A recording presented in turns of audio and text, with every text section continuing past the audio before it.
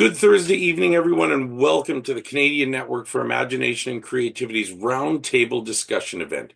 My name is Stan Baines, and I am your MC for this evening, and we are so glad that you are with us for our second roundtable. So please pull up a seat, settle into your environments, and let's get our evening going.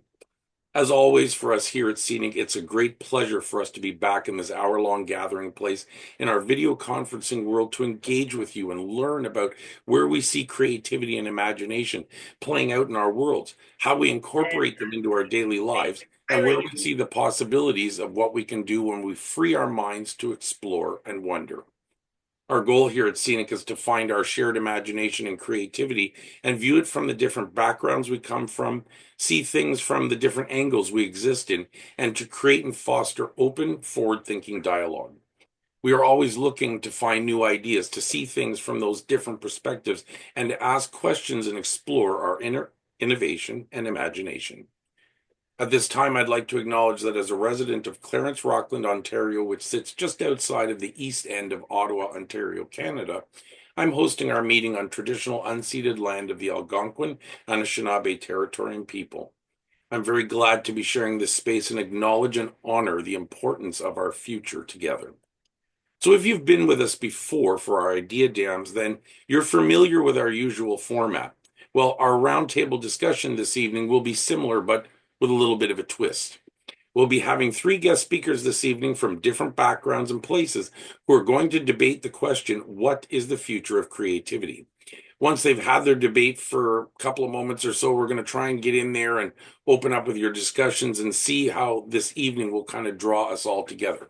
Right. So we're very excited to sort of dive into that. Well, as you can see, Zoom is our platform of choice for this discussion. Zoom allows you to participate in many different ways. It has built-in controls that allow you to raise your hand so we can see you when you wish to join the conversation. You can add things to our chat function, which we've been doing. And this helps to keep the ideas and thoughts flowing so that you can share your emotions, you can learn things. Well, we're curious about all of that. All ideas, thoughts, and discussions are a good idea in this place. So, my friends, let's get this evening underway and let's begin with some introductions. Our first guest speaker for the evening that I'd like to introduce is Dr. Liane Gabora. Liane is a professor of psychology at the University of British Columbia in Okanagan and leading researcher on creativity and cultural evolution. She developed honing theory and the self-other reorganization theory with more than 200 publications and forthcoming book, Dawn of the Creative Mind. Ladies and gentlemen, Liane Gabora. Liane, can you give us a wave somewhere? There we go. Perfect. Our next speaker is Dr. Robert Mizzi. Robert is Canada Research Chair in Critical and Creative Continuous Learning and full professor at the University of Manitoba. An internationally recognized scholar, documentary producer, and member of the Royal Society of Canada, his work advances inclusive and empowering lifelong learning in creative and professional fields. Ladies and gentlemen, Robert Mizzi. Robert, where are you? Perfect. And our final guest speaker is Margo Picher-Levesque. Margo is a first-year film student who is interested in social justice, art, and how they intersect. As an emerging artist in a field heavily related to technology and creativity, artificial intelligence is a particular concern of hers and her peers for its creative, environmental, and human impact. Ladies and gentlemen, Margo. Margo, where are you? Perfect. So it's so great to have all of you here this evening, and I, as well as I'm sure everyone else, is excited to hear the discussions that are going to take place. So thank you for being here. So now that I've got that out of the way, to get into our evening officially, I'm going to introduce and turn over the hosting to Jean-Christophe Goulet-Pelletier, who's going to guide us through the next exciting part of the evening.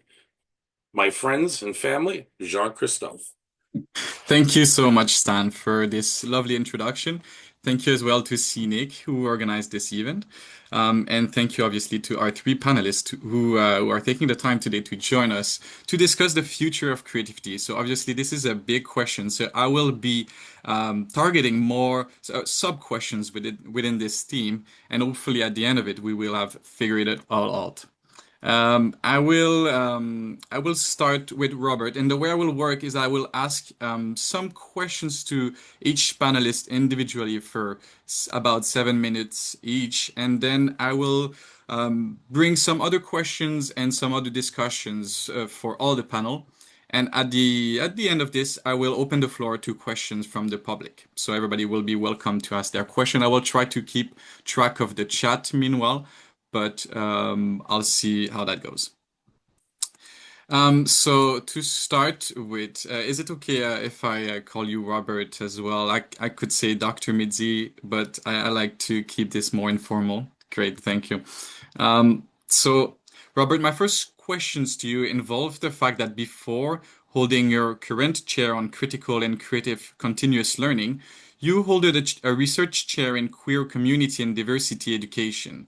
So I'd like to discuss with you some of the trajectories and possibilities of men and women, boys and girls, because when we think about the future of creativity, it can be useful to think about pluralities of futures. So I would like you to help us understand how is the creative journeys of boys and girls or men and women currently differ, and how do you think this could evolve in the future? Thank you so much, Jean-Christophe. Thanks again, Stan. Good to be here. I want to just first acknowledge that I'm on the original lands of the Anishinaabe, Iniwak, Aninisiwak, Kakolioyate, and an Inuit people, and on the national homeland of the Red River Métis, or also I'm known as Winnipeg. As a queer person, I also honor the Two-Spirit and Indigiqueer people who are among these various nations. So I decided to write out some comments based on your question, and so I'll frame my response contextually, but I may expand to include the premise that there are more than two genders and that creative spaces exist to disrupt gender norms. There is a historical tendency in Western societies to valorize typically masculine disciplines at the expense of typically feminine ones, which while there have been some efforts to disrupt the social construction of gender across different work and learning spaces, more work and effort is needed in this regard. Right now, creative journeys can be shaped by permission. So boys and men are often given permission to take risks and to be seen as innovators. Girls and women, on the other hand, are often likely to be socialized toward collaboration, nourishment, and care, traits that are often undervalued in how we define creativity. We see different levels of visibility and recognition among the genders. The same creative act can be also interpreted as genius, for example, in one context, and expected or even invisible in another context. Historically, Western societies have valorized what we might call as masculinized creativity, things like individual authorship, competition, and technical production, while devaluing relational, community-based, or care-centered forms of creativity. And that's not accidental. It reflects a broader systems of power that reward what is either seen as economically productive or publicly visible. What's interesting right now is that this is starting to shift. So we're seeing more recognition of collaborative creativity, storytelling, emotional intelligence, and community knowledge as legitimate and necessary forms of innovation. That would lend itself to a creative construction of identity that works in tandem with or disrupts the notion of social construction of identity. What work that I've done in artivism is a good example of this point, which combines art and activism to engage emotions, spark dialogue, and make invisible social realities more visible. So in that context, I focused on the 2S LGBTQ Canadian history in a mural context, weaving together two-spirit and settler queer histories, showing both connection and distinction, and drawing on experiences of struggle and hope over time. And you can see the mural, which is painted by Patrick Hunter and Kasha Koza, and the documentary that was based on that mural, which was filmed by JP Media Works, which is on my YouTube channel. But I'd be cautious in the sense that we're not in a post-equity moment yet. The structures haven't fully caught up and political pushbacks are rife. I don't see enough artivism in Canadian society, for example. The structures that enable critical thinking and discussion just haven't been given the so-called permission in making artivism and many other creative and critical endeavors resource deprived. Looking ahead, I think the future of creativity will depend on whether we expand on our definition on what counts as creative And if we do, we'll see more inclusive, caring, and diverse creative leadership. So I'll end off on that note. Thank you, Robert. That was really interesting. And it made me think of especially what you said at the end, that we kind of need to expand our understanding of creativity. Um, do you think, in some kind of ways, this dichotomy that we've been having with some more masculine and more feminine domain, in some ways as well, it's related to creativity because we have a facility to ascribe creativity to visual arts, to or just arts in general, music as well, drama, that kind of stuff. Whereas it might not come up as quickly in people's mind what creativity can look like in engineering, in math, in science. So is there something happening here where the more we lean towards creativity being everywhere, it might reveal some more commonalities that we have between us rather than distinctions? Absolutely. I think we are creative people. Everybody is creative. We all have creativity with us, regardless of what disciplines we find ourselves in. And actually, I'm more of a proponent of interdisciplinarity, which allows us to cross into other disciplines and learn from each other, which really speaks to our relational kind of commitment to creating more spaces that we can innovate and just be ourselves. I think we can't divorce creativity with authenticity in a sense. We have to live and walk our truth and be allowed and welcome to do so. And then we could see that creativity flourish. And I mean, I was listening recently to a podcast that talks about creativity being chaotic. And I think there's something there that even we need to have that sort of, well, we need structure, and I could talk to you about that in a minute, but we do need some structure, but we also need to have that freedom to be who we are, and let us just naturally unfold. And I think as a former drama teacher, I really saw that a lot with my high school students, who once I gave them license, they really got very creative, and that's where we can see some crossover to other disciplines. Awesome. It connects also to my next question, which is related to the fact that you hold a chair on continuous creative learning. Um, could you, in one sentence, try to define for us what do you mean by continuous learning? So continuous learning is a lifelong commitment to growth that is shaped by reflection, relationships, and responsiveness to the world around us. That's The one excellent. sentence. Yeah, yeah, no, that was excellent. And in that case, do you think people are somewhat disconnected from this continuous and growth journey, or are there any barriers or enablers that we could highlight in some ways? I don't think so. From what I've observed and what I've experienced, I don't think most people fully embrace continuous learning, and not because they don't value it. It's because the conditions around them make it difficult. So if you're balancing a career with family, working for an employer that doesn't value learning or professional development of any kind, finding time and resources to further your growth is a challenge. So we tend to also frame learning as something formal, and time consuming and often tied to credentials. And some people just don't have the time, the resources, or even the permission to engage with that. So at the same time, many workplaces determine the learning agendas, if there are anything, which can deter people from becoming lifelong learners. What shifts things is the redefining learning as embedded in everyday life. We spend 80% of our adult lives at work, for example, and we have to find those times, those moments. It can just be even something incidental or something informal, where we can just learn, and through relationships, learn through community, live through life experience, and that's beyond formal education. And so therefore, when you've got this kind of heavy kind of structure coming down, determining what is learning, learning as resistance becomes paramount here as a way to push back against those forces that determine learning, what learning counts and what kind of learning doesn't. And the benefit is huge. I see people can become more adaptable, more innovative, and more open to different perspectives and different contexts. They control what is considered important to learn, therefore prioritizing their growth in everyday life. It made me think also that by the fact that the way we frame learning, or the, as you said, the space that we have to learn sometimes puts some pressure on some ways to learn, on some productivity or some competition, which we will come back later in the discussion, because I do have more questions to ask you about that. But I will move on to Margot now. So thank you, Robert.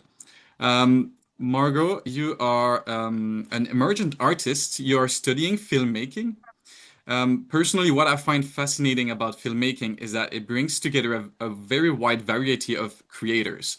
So, from very different disciplines, they all work together for a final product. And sometimes we don't think of all of that, but you need someone that is very creative in script writing. You need another one, or it could be obviously the same person, but usually it's different people that will work on the acting, which is also very creative. You get to also need to produce and design the costume, the different objects, the set. You also have creators that will do some unique music for the film. The sound design, we have developed ways to record the sound. Now editing as well. There's a lot of problems that needs to be solved along the way. You need to manage a team. There's a budget. There's a risk management, and the list goes on. And we see that with the credit when the list is super long as well. So one of the question I would like to ask you is, would you say filmmaking is one of the most creatively diverse forms of production? And looking ahead, how might this collaborative process evolve in the future? Yeah, so filmmaking is definitely a very diverse medium with a lot of people involved with the process. And being in a filmmaking major and seeing the division of the work, it's been very interesting because we go from doing everything ourselves to being very divided with the work. Um, and this semester, we had to do our own movies, each student, and it's been very heavy to do all of the work ourselves. And so you have to yourself divide your own work and ask people for help and ask people to take on certain roles for your movie. So it makes it easier.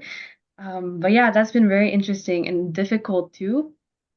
So, just in the filmmaking landscape, the it's very interesting that all these people come together, all these different artists too, because it's all individuals with their own perspectives and their own styles coming together again to make something kind of contained. And yeah, seeing all of it come together is very cool and very interesting because yeah, it's like uh converging together to make something very big. Yeah. Um yes, Can it's a sorry. it's a very rich medium, and my flatmate is also a filmmaker, so I get to hear what's happening behind the curtain, obviously. As you say, like you cannot do it all by yourself, right? At Yeah. some point you need other people to help you with that. Now there is an elephant in the room because obviously it's difficult to talk about the future of creativity without talking about AI. So I would Yeah. like to have your opinion on it. Can you tell us more about the current state of AI, like in your journey as a student? Do you use it? Are people using it? And do you think it's going to take more and more space in the process? So for academic work, I personally don't use it. Um, if it's like Google where it's like pops up on its own, that is like what I use, or sometimes citation generators. But it is a very popular thing to use, especially with like academic pressure and everything. But in creative spaces, I feel like a lot of artists, especially young artists, are pretty stubborn in regards to AI and wanting it to remain separate from creative fields. However, I've noticed that in my class, some students have been using it for storyboards and to like generate what their film could look like, which Mm. has been interesting to see. Also, the polarization between people being very, very anti-AI and then people using it in their work process.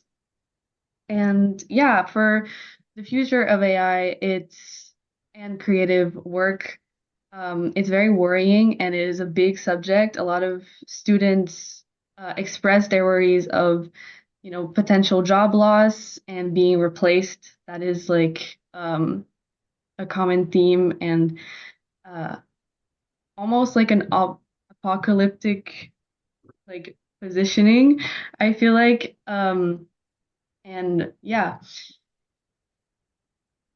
It's also interesting, like when we see demos of it, we can see that it can literally generate fake actors. It's difficult sometimes to think it's fake. It can generate backgrounds. You can edit with it. You can change objects from something you already shot.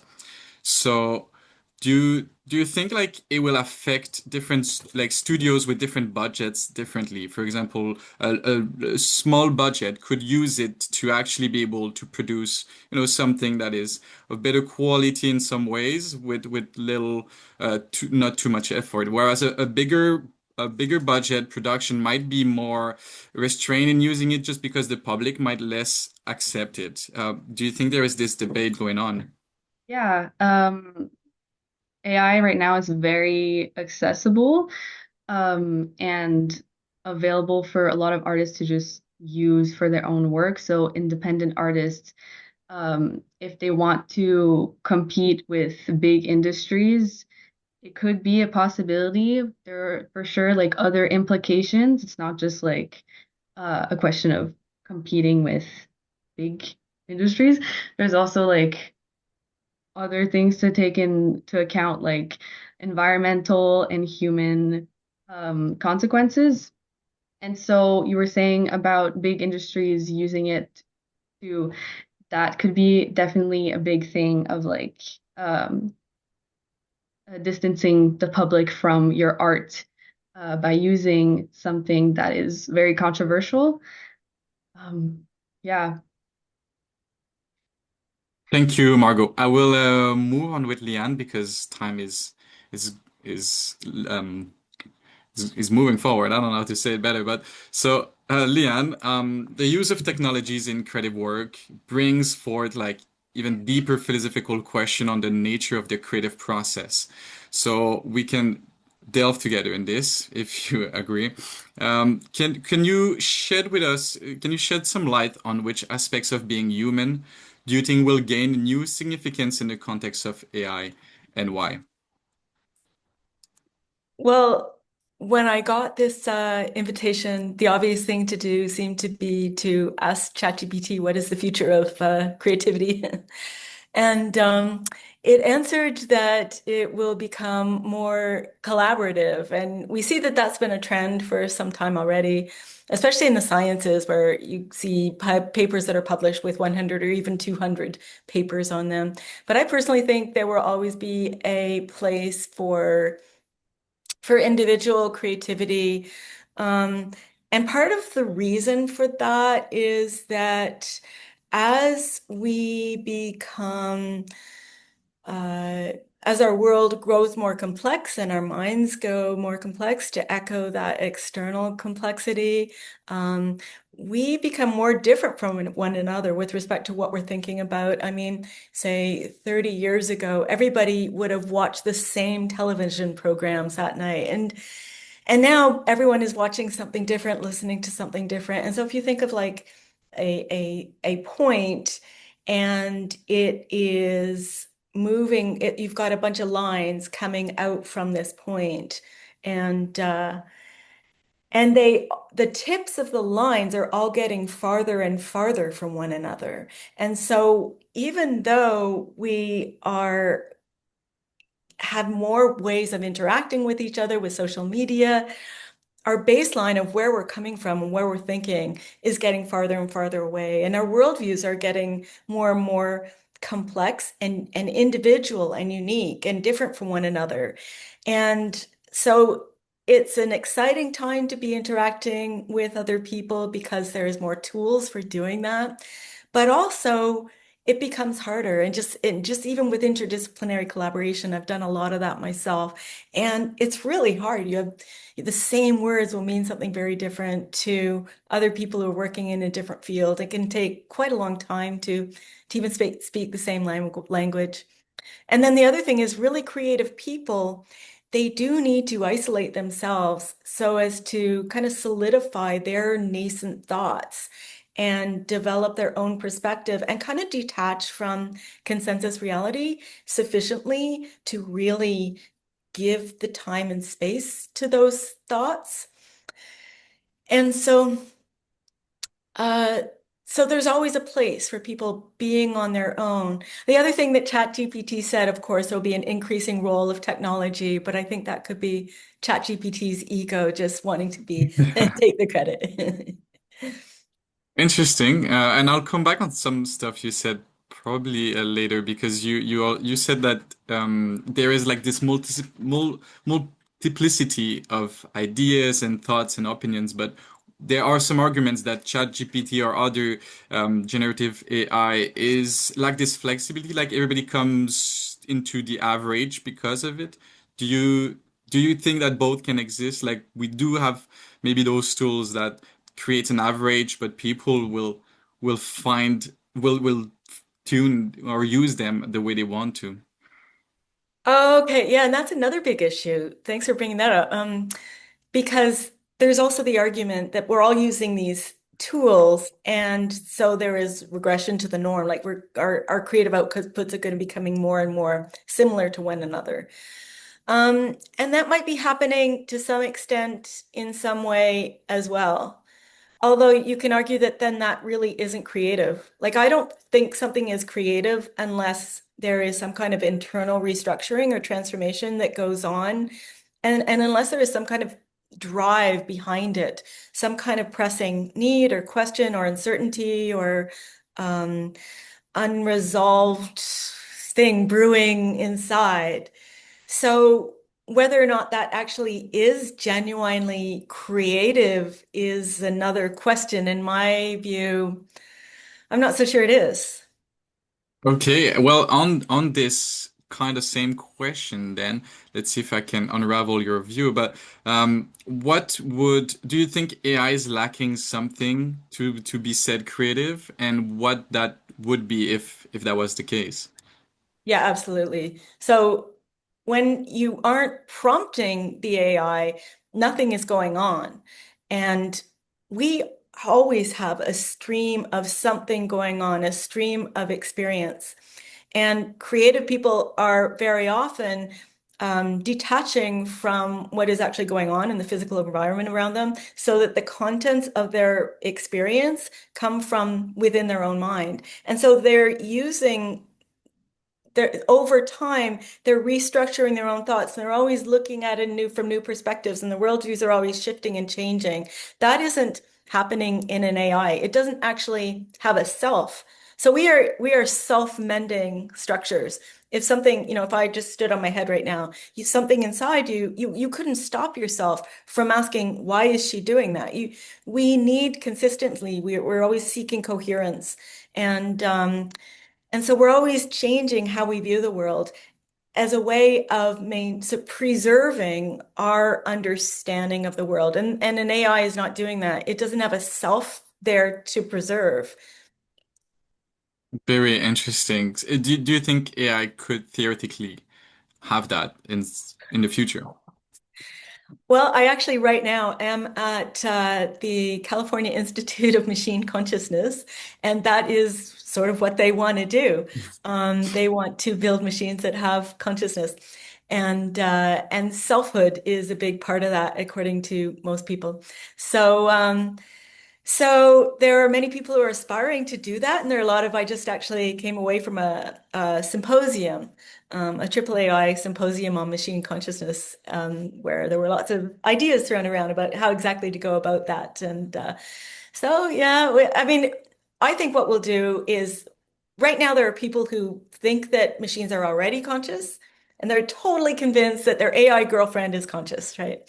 And then there are people who, no matter what you do, they'll never be convinced that a machine is conscious. And so I think we will increase the sort of perceived consciousness of machines and perceived selfhood and creativity of machines, and so that more and more people are convinced of that.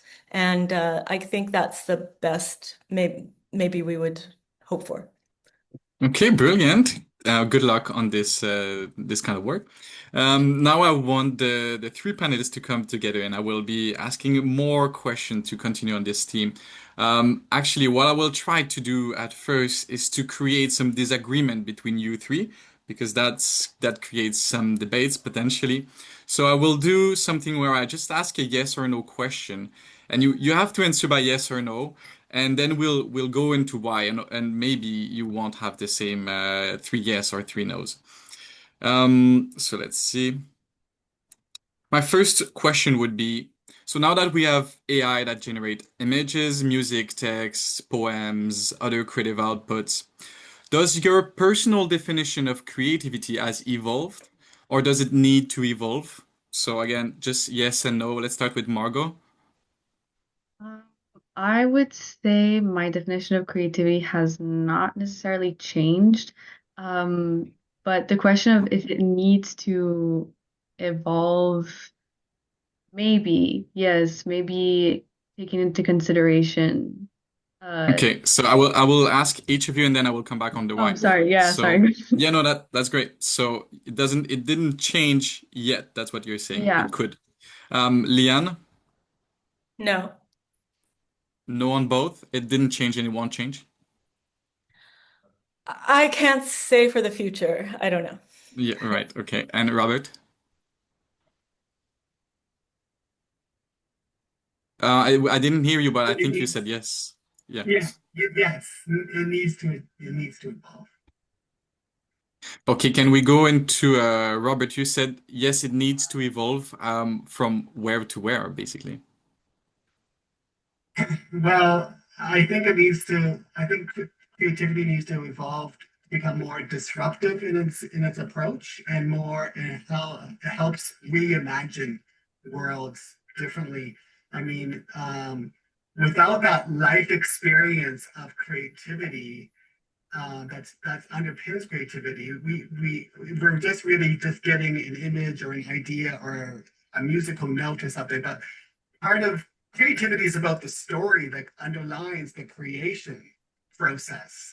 You know, the perspective, the reflection, the generation of ideas, making mistakes and failing and rebuilding and such. And that's really important. And I think that's where creativity needs to incorporate all those larger process-based elements.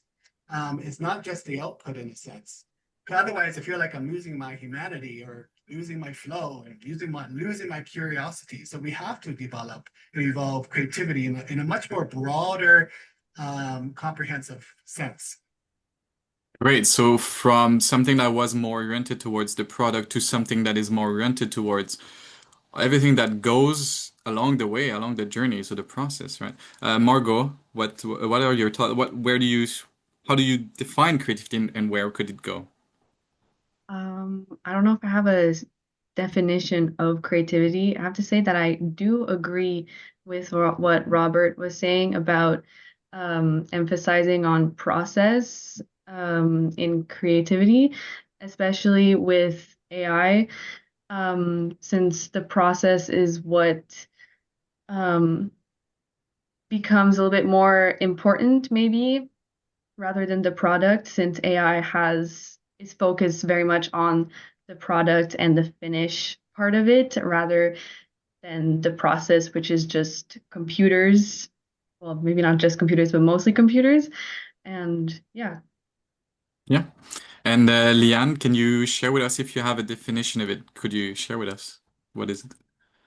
Um, well, it's interesting that we're all three in agreement on this one, I think. And it's unique for me because in the psychology of creativity research community, almost all of my colleagues do research on the creative outputs, and I have done research on the process and really emphasized the process. Like when you look at the creative outputs, for example, it looks like creativity is very domain specific.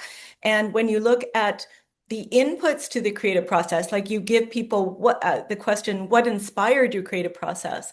Well, in fact, for most artists, what inspired their art is things from all over their life. So that shows that in the process of making that art, you're using anything in your mental model of the world to as ingredients for the making of that art. And it's also interesting because in ancient times, like especially it's a very Eastern conception of creativity. It used to be in the Far East viewed as something that shapes how you see the world, how you understand the world. It's a more Western thing to be so focused on the products. And I think slowly we're shifting back to seeing this focus on what it does for you. And obviously it does a lot for you. Otherwise, there wouldn't be things like art therapy, music therapy, uh, dance therapy, and even theater therapy they have now. The reason why creativity is a therapeutic process is because it does reshift and change us, and people can solidify their sense of self and their sense of identity just through engagement in a creative activity. It is as if the Western societies have focused so much on the product that now that they don't need to do the work anymore to get the product. They realize that maybe that wasn't the goal all along, right? Um, so second round again, try to have this binary judgments first and then go on why. Um, you can take some time to think about it, I guess, this question, but is AI more likely to increase divisions in our society between the social layers between people, or is it more likely to bridge those divisions by increasing access to knowledge and tools? So let's go with Robert. I know I'm not giving you any time to think. I don't occupy a binary, so I think it's a mixture of both. And so I'll just leave it at that for now. I have to give it some more thought. Yeah, sure. Liane? I would agree that it's both, but I would say that it will get us all thinking more in a way that is aligned and with each other. That would be my guess. Partly because just using these large language models, they are pretty good at helping people see things from different perspectives and giving us role models for how to think things through in a sensible way, like quasi-sensible. Yeah. Um, and I've seen transitions in my own, just in the last few years, where people seem to become more aligned because we're all using these same tools for better or worse. Okay, Margot? I would be leaning towards inequalities becoming a little bit more present because of AI.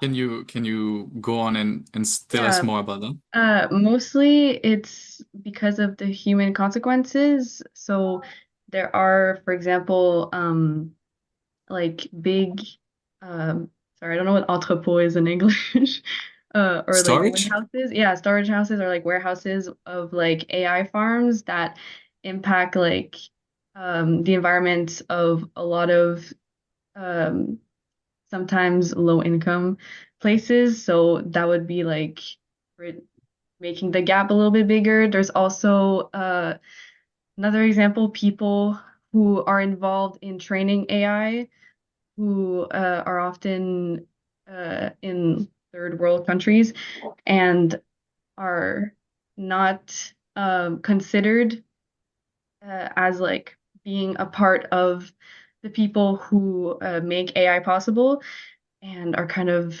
put to the side. So that would be kind of where I'm leaning. Yeah. Yes, very well said. Robert, do you want to add something? Yeah, I would say to some degree, it does help give access because people can now access tools and they can access ideas that are moving really fast and really get involved. And it can allow those who have been historically excluded from creative spaces to becoming more engaged. And there's such a thing as prompt literacy and prompt artistry, which can be considered a creative process too. So we have to consider that. But I think the hidden cost is that there's a temptation not to think as deeply and the diminished value of human interaction, which I think would be a tremendous loss. But we can also, allows us to be a bit subversive here. We can also be creative about taking the tool of AI and turning it right back onto them and allow for some of that disruption to take place. And maybe people who design these AI systems will realize, oh, I didn't think about that. It's because creatives, like everyone in the room here, have actually flipped it back onto them using that kind of tool to see some different ways of thinking and different ways of engagement. So that's exciting to me.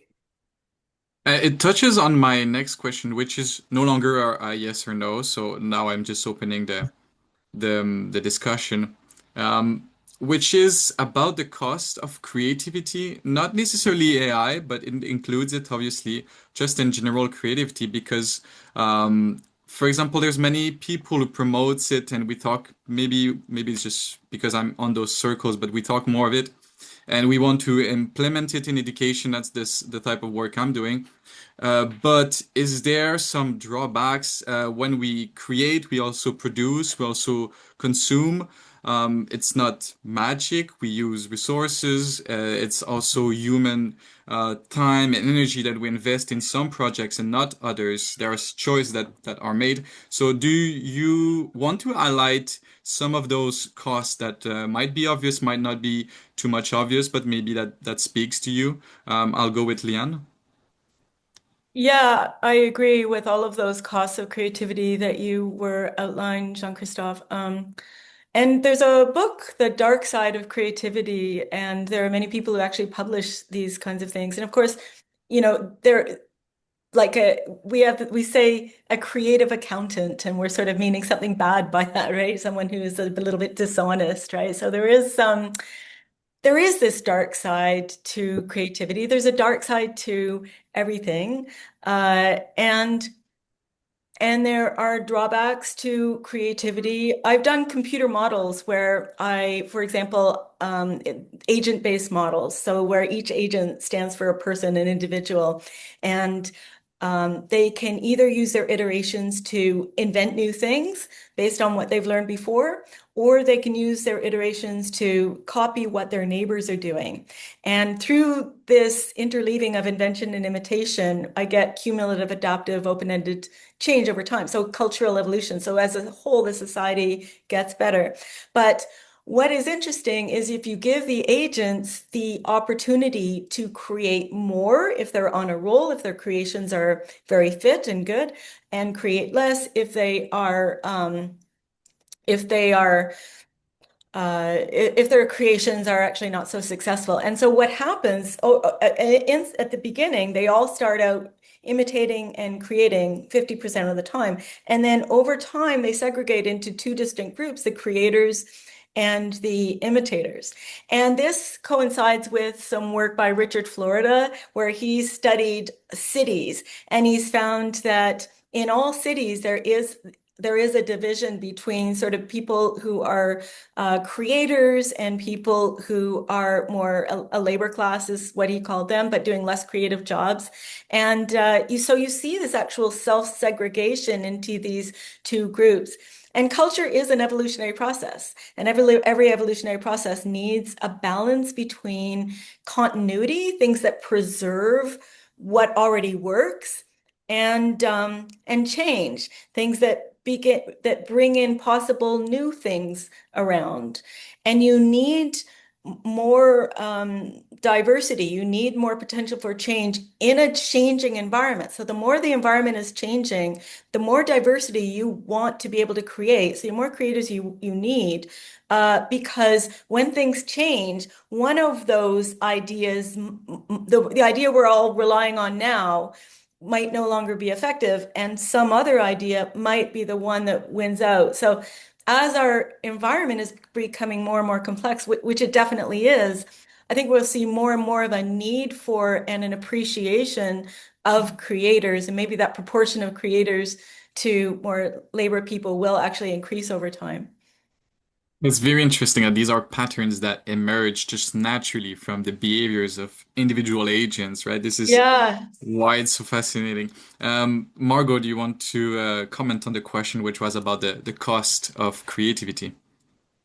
Um, I can talk about my own field and maybe the dilemmas I've had with the film industry. That's like a multi-billion dollar industry that is often problematic and like with investments that are often questionable and just the reliance on capitalism a lot to like uh, to sell their products and just all the marketing aspect and also yeah, all of Hollywood kind of has like moral implications that I'm not sure about, but it's all the creative industry.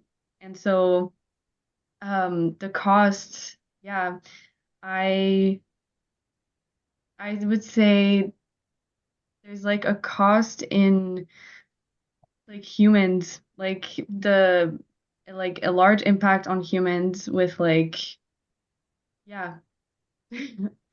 It's if I understand what you're saying, it's also this internal crisis that Yeah, might, like every creator might live at some point where you do need money for your projects and for your dream and your vision. And to get that money, sometimes you do have to do or accept things that you're not necessarily aligned with, right? yeah, yeah. Yeah. Robert, what's your thought on this? I do think creativity can be exhausting. It can be isolating at times. It could be very emotionally risky for people because if they're putting themselves out there, they could create some anxiety or some panic about how people are going to judge them. And also, which could trigger some sort of feelings of defeat or feelings that they're inadequate in some way. So I think we have to acknowledge that emotional toll that it could be for being creative. But I saw some interesting innovations when I just finished a national study on rural pride festivals, and there was a lot of creativity in those events, and from queer art workshops to exploring drag, and I saw a lot of people who really saw that as a political move to push back against some of the real harsh political environments that some of that these communities are immersed in, and so that to me, so I saw some courage, but I also saw some vulnerability as well. And so we have to kind of sometimes just feeling those through those very difficult emotions can be hard because you're excited, but also you're apprehensive. You're bored, but you're fearful. So there's lots going on within individuals when they want to be creative, especially in the political space. So we really do need systems and practices and values that support creativity. And that goes against what I was kind of going through earlier, where I was talking about how to like create systems and structures that really support creativity and welcome it and embrace it. Definitely, we have spoken of the process, like the importance of the process, but supporting people through this process, those emotions that we have not necessarily learned to deal with, or that we were not prepared, or maybe our social support system has not been prepared for that. So they're all those things that matters as well. Um, Now, because we don't have unlimited time, I would like to take some questions from the public. I've not been able to keep track of the chat. Maybe somebody has, but if you have some great question that you would like to ask anyone, please raise your hand, and I will give you the floor.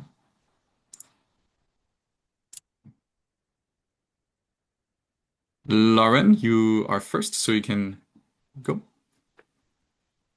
Hi, everyone. I have a question about the environmental implications of AI, because I think that's a huge piece of the conversation. I'll just position myself quickly that I'm a professor and I work in environmental humanities. I'm also an artist. I wanted to hear maybe some of the panelists speak about given the current ecological crises that we're facing, how we can think about creativity by decentering the human. If just like in 5 minutes left or like in a minute, whatever. But I think it's an important piece that often kind of gets, we talk a lot about creativity as very human-centered or machine-centered, but there's this whole broader horizon that I think is an important aspect that doesn't always get brought into the fore. Thank you. Is there any of the panelists that wants to go first? I wonder if she could elaborate, Lauren, you could elaborate on what you mean by decenter the human. Well, how do we understand creativity from the perspective of the natural environment, if I can rephrase it that way? Because we are part of the natural environment as human beings, and we have a huge impact on the planet, and it's a major challenge right now. So I'm just, how do we hold that creative tension between human creativity and the acknowledging that in the natural environment, the planet, is full of other earth others, of communities, birds, animals, plants that are important dialogue partners. If that clarifies any.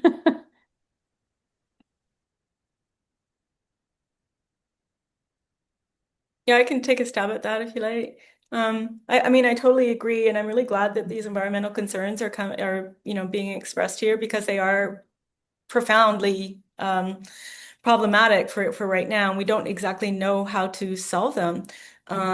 So that's great. And as for creating, yeah, I mean, I think you can every time, every step in the way of a creative process, you have a choice regarding how you think through the process from there. Are you thinking it through from the point of view of your ego or from the point of view of all of the individuals and entities and those we share the planet with, of how they will be impacted?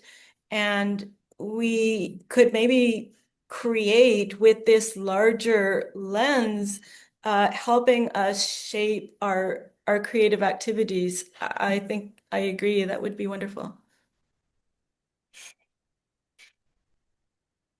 I also echo what Liane just said as well. That I mean, environmental art, climate art it just has such a fascinating element to this whole conversation. And thanks for that question. I just, as an education professor, I'm always curious about the developmental process. The growth that's inherent within agentic individuals, whatever that looks like, those individuals, what they go through. And so therefore, I think it's, in showing whatever types of artwork that comes from the natural world, it also means showing that development of that art as well, whatever that craft is, whatever that's going through, and just bringing to light that those stages, those expressions, those interpretations that have come through, the responses of to the climate change, to the environment around, just showing that evolution really brings more agency to the non-human world, non-AI world, as also a creative individual too. And that's where I think that if we can document some of that, express it, show it, and help amplify those voices, then I think we can really learn and lead us into some new directions. Thank you. Thank you for that question. We might have the time for one more question before I allow people to leave. Is there a quick question that someone wants to ask?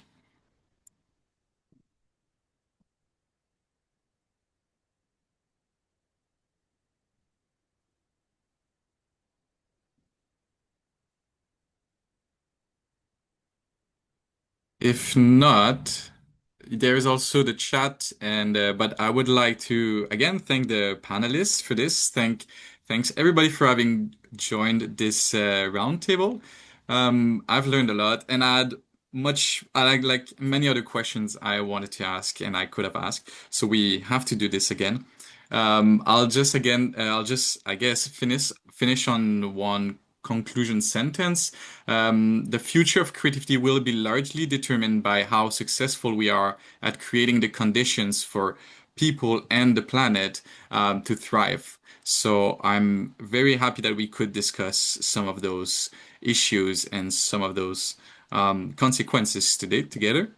On this, I will give the floor back to Stan to conclude this scenic meeting.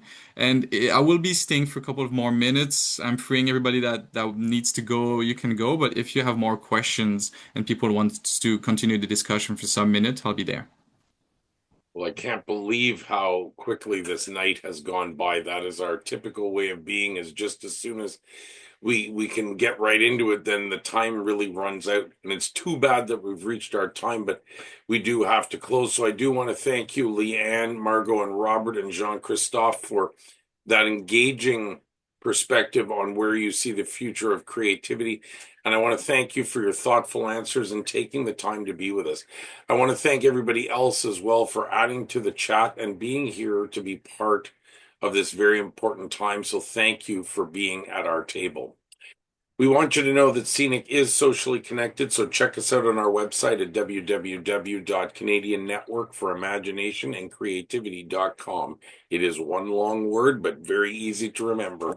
Find us online for more information and links to register for Idea Jams, bios, view our past Idea Jam sessions in the chats, and other helpful information about what's coming up in our imagination and creativity world. We are also on YouTube, so please check us out. So as we wrap up for this evening, we want to thank you again for joining us for this past hour and making time in your Thursday evening to be here and to share with us in our creativity and imagination journey.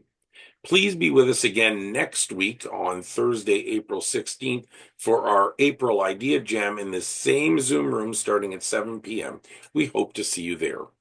So on behalf of all of us here at Scenic and our planning committee and our leadership board, we want to thank you for spending your Thursday evening with us. Thank you for making our second roundtable discussion a success. And thank you for sharing your creativity and imagination with us. And we look forward to seeing you again later on in the month on the 16th.